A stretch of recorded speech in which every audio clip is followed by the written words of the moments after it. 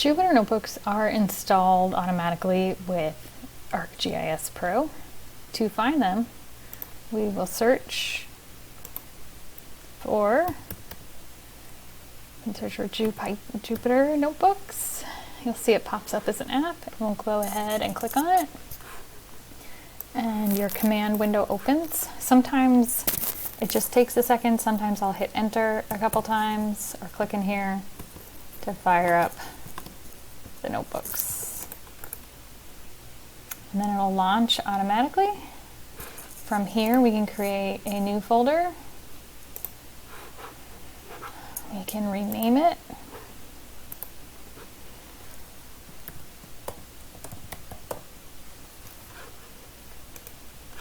And we can click on it and we can start a new notebook.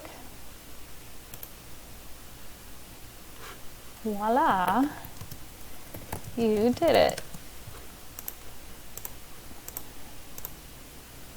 And then we can go ahead and get started with our Python code.